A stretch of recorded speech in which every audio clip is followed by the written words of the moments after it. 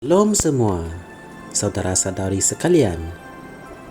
Saya tahu hari Anda sentiasa indah tiap hari. Adakah Anda sudah bersedia untuk mendengar firman pada hari ini daripada Pastor Chris Oyakilome yang bertajuk Berjalanlah Menurut Roh. Haleluya. Ayat pembukaan kita diambil dari kitab Galatia 5 ayat 25 yang berkata, "Jikalau kita hidup oleh sebab roh itu, biarlah kita juga berjalan menurut roh itu." Amin. Kehidupan biasa kita dalam Kristianiti adalah berjalan menurut roh. Hidup berdasarkan roh adalah hidup berdasarkan iman. Dalam 2 Korintus 5 ayat 7. Ini bermakna mata kita sentiasa tertumpu pada apa yang firman katakan, bukan pada keadaan atau perasaan, bukan pada apa yang deria-deria nyatakan kepada kita. Apabila manusia melakukan pelanggaran yang besar di Taman Eden, rohnya menjadi tunduk pada deria-derianya. Dalam erti kata lain, rohnya mati. Setakat ini pengetahuannya bersifat rohani. Tetapi apabila dia jatuh melalui ketidaktaatannya kepada Tuhan, dia tertakluk pada pancainderanya.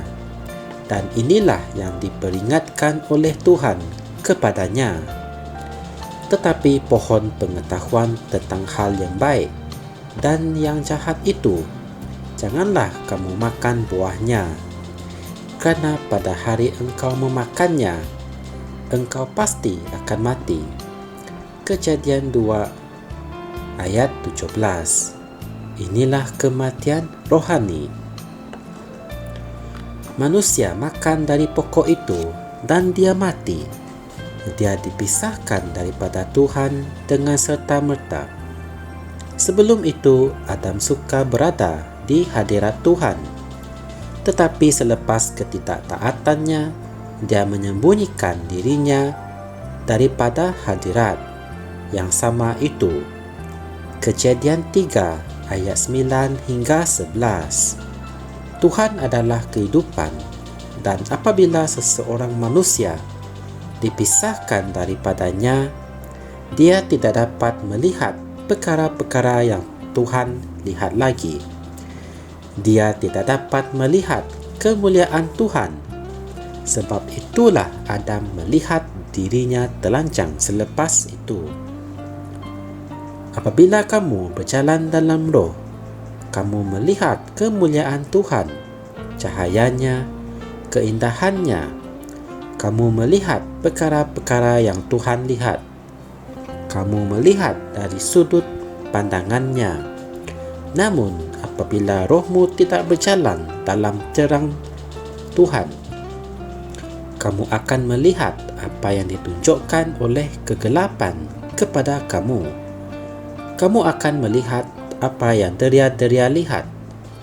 Itulah yang berlaku kepada Adam di taman.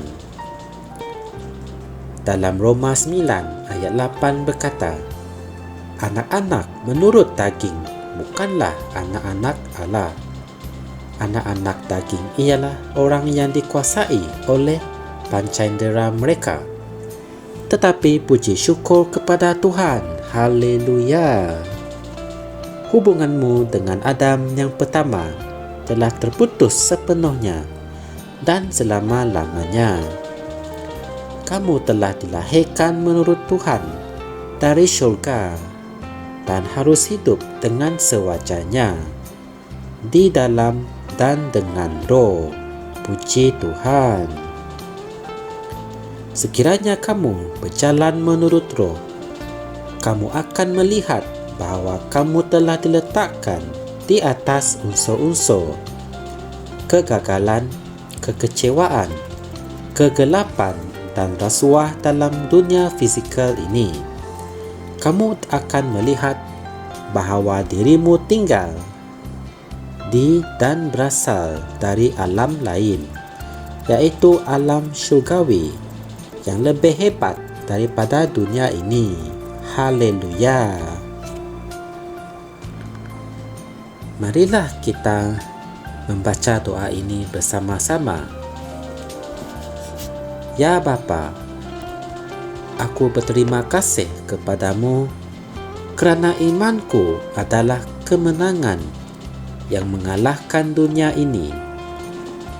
Aku tidak menilai situasi atau keadaan dari sudut pandangan biasa atau dari kelima-lima dari aku, tetapi aku melihatnya dari perspektif firman-Mu. Aku bukan seorang mangsa dalam dunia ini, tetapi seorang pemenang dalam Kristus. Haleluya. Sebagai renungan tambahan, Anda boleh merujuk Alkitab Roma 8 ayat 3 hingga 8, 2 Korintus 5 ayat 7, Galatia 5 ayat 16 hingga 18. Haleluya. Sungguh indah firman pada hari ini ya. Anda boleh mengetahui lebih lanjut mengenai firman ini dengan menekan butang like dan subscribe Rhapsody Reality Malaysia. Semoga kita berjumpa lagi dalam segmen yang seterusnya, dan semoga Tuhan memberkati Anda semua. Puji Tuhan. Kami percaya saudara-saudari semua telah diberkati dengan perkongsian firman dari Rhapsody Reality. Bagi sesiapa yang ingin menjadikan Yesus Kristus sebagai Tuhan dalam kehidupanmu, kamu boleh mengucapkan doa ini bersama dengan saya. Ya Tuhan Allah, aku mempercayai Yesus Kristus, Anak Allah yang hidup dengan sepenuh hatiku. Aku percaya Dia telah mati untukku, dan Allah telah membangkitkan Dia dari kematian. Aku percaya Dia hidup hari ini. Aku mengaku dengan mulutku bahwa Yesus Kristus adalah Tuhan dalam hidupku mulai dari hari ini. Melalui Dia dan di dalam nama-Nya, aku mempunyai kehidupan yang kekal. Aku telah dilahirkan semula. Terima kasih Allah kerana menyelamatkan jiwaku. Aku sekarang adalah anak Allah. Haleluya. Tahniah, sekarang kamu telah menjadi anak Allah. Untuk apa-apa sebarang pertanyaan atau untuk mendapatkan lebih banyak maklumat mengenai bagaimana untuk bertumbuh sebagai seorang Kristian, Anda semua boleh hantar mesej di akaun Facebook kami atau email kami di tni.msia@gmail.com. Sekali lagi, tni.msia@gmail.com. Tuhan berkati Anda semua.